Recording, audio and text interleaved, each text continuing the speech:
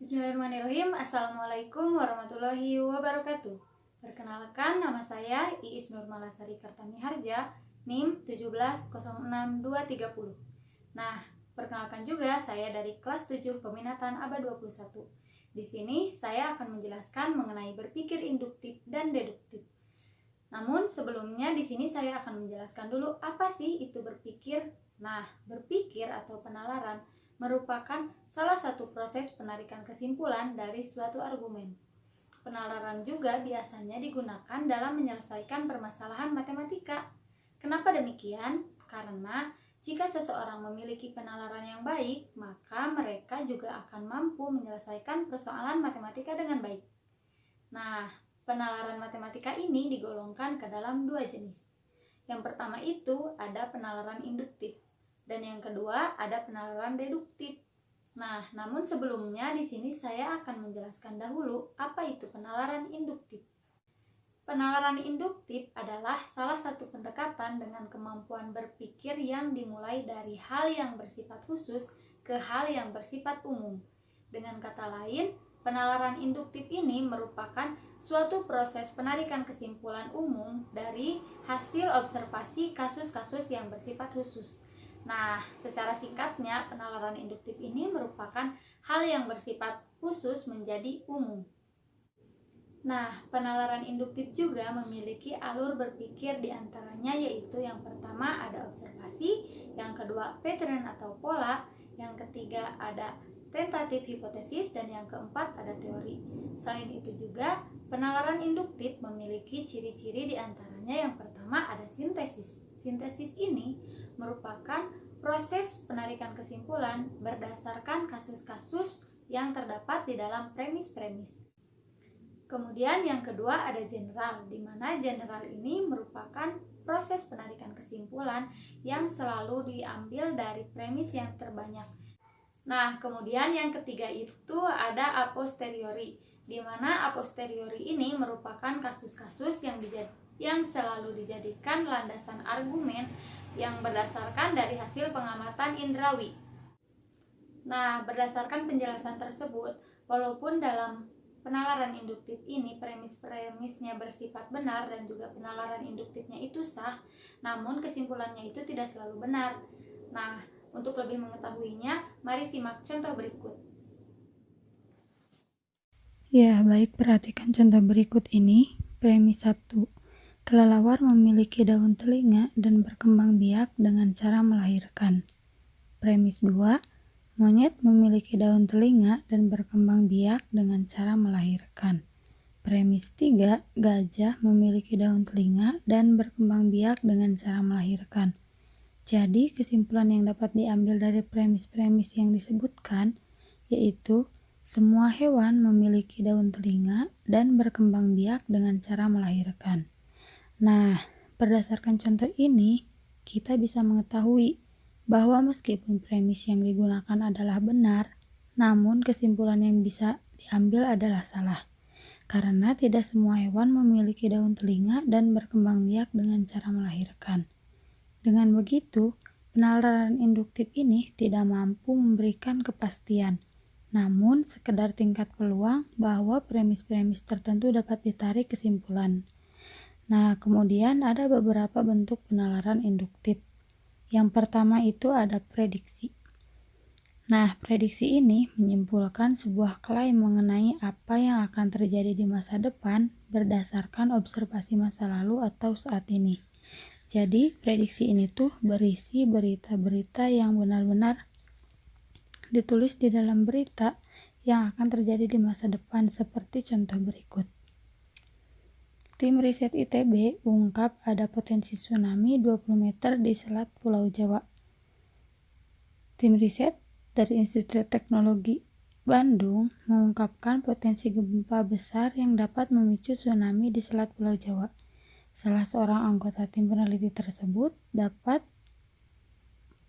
Hendra Gunawan, menjelaskan bahwa Selat Jawa memang telah diketahui sebagai tempat sumber gempa. Kesimpulan tersebut didapat dari data Global Positioning System atau GPS dengan tingkat akurasi tinggi. Nah, perbandingan dengan GPS di gawai yang biasa kita pakai itu memiliki akurasi belasan meter. Tapi GPS yang digunakan pada penelitian tersebut, kata Endra, hingga akurasi satuan milimeter. Nah, untuk berita selengkapnya bisa dilihat di www.liputan6.com. Nah, kemudian yang kedua ada generalisasi. Generalisasi ini merupakan kesimpulan yang diambil mengenai suatu kelompok berdasarkan pengetahuan mengenai beberapa kasus dalam kelompok tersebut. Contohnya, pipit seekor burung pemakan biji-bijian dan bisa terbang. Kenari seekor burung pemakan biji-bijian dan bisa terbang. Merpati seekor burung pemakan biji-bijian dan bisa terbang. Nah, sehingga generalisasinya itu semua burung pemakan biji-bijian dan bisa terbang. Kemudian yang ketiga ada sebab akibat.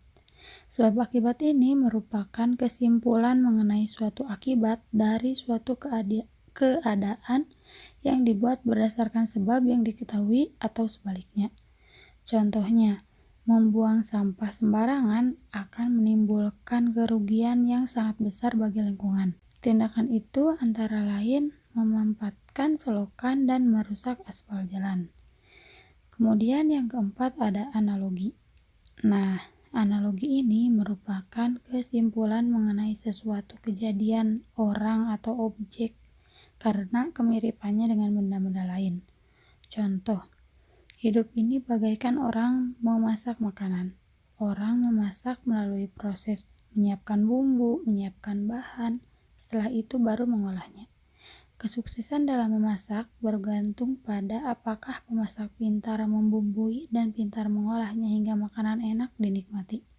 Demikian pula, seseorang dalam hidup ini dapat mencapai sukses melalui suatu proses, menyiapkan diri dengan belajar, menambah wawasan dengan membaca dan pergaulan yang baik.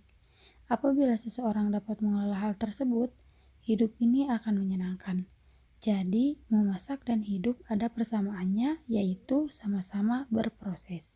Nah, setelah melihat beberapa contoh yang telah disampaikan, dapat dikatakan bahwa kekurangan dari penalaran induktif ini yaitu terlalu cepat menarik kesimpulan yang berlaku umum, sementara jumlah kasus yang dijadikan premis itu kurang memadai dan juga premis yang digunakan itu tidak memenuhi kaidah keilmiahan.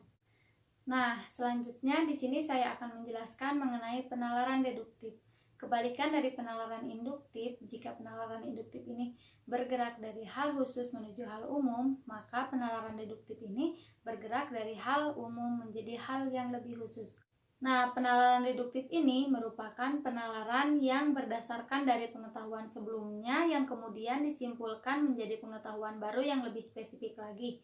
Dengan kata lain, penalaran deduktif ini merupakan suatu proses penarikan kesimpulan yang lebih spesifik lagi dari penalaran yang tadinya bersifat umum. Penalaran deduktif ini biasanya digunakan untuk membuktikan suatu pernyataan, baik itu teorema matematika, argumen legal, ataupun teori saintifik. Sama seperti penalaran induktif, penalaran deduktif juga memiliki 4 alur berpikir. Yang pertama ada teori, yang kedua hipotesis, yang ketiga ada observasi, dan yang keempat ada konfirmasi. Sedangkan untuk ciri-ciri dari penalaran deduktif ini sama seperti penalaran induktif memiliki 3 ciri. Yang pertama ada analitis, di mana analitis ini merupakan kesimpulan yang ditarik berdasarkan penganalisisan proposisi atau premis yang sudah ada. Yang kedua ada tautologis. Nah, tautologis ini merupakan kesimpulan yang kesimpulannya itu ditarik dan tersirat di dalam premis-premis yang sudah ada. Nah, kemudian yang ketiga ada a priori, di mana a priori ini merupakan kesimpulan yang ditarik tidak berdasarkan pengamatan indrawi atau observasi empiris.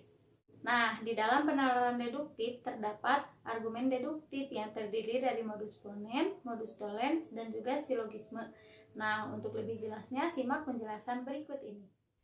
Baik, di sini saya akan menjelaskan mengenai argumentasi deduktif, di mana argumentasi deduktif itu tadi disebutkan ada 3, yaitu modus ponens, modus tollens, dan silogisme.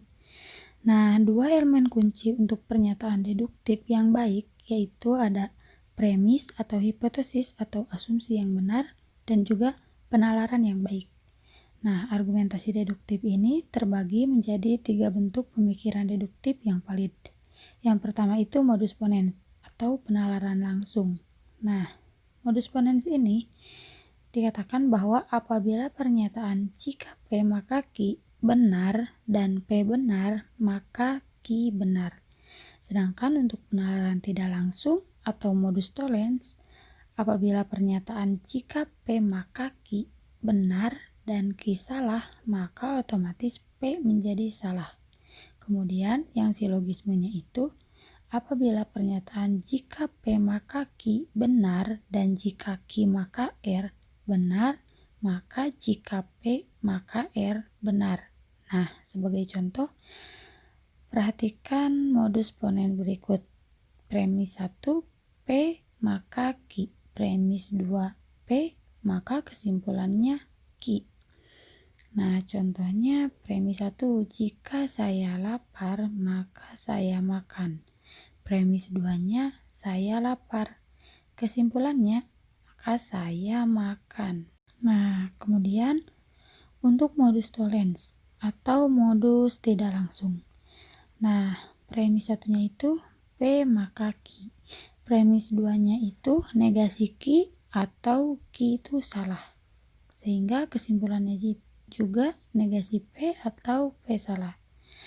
Nah, sebagai contohnya premis 1, jika saya lapar maka saya makan.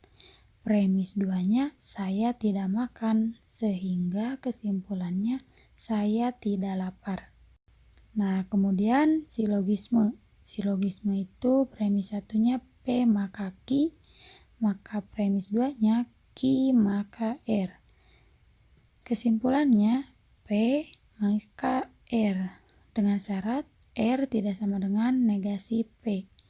Nah, sebagai contoh premis 1, jika saya lapar maka saya makan.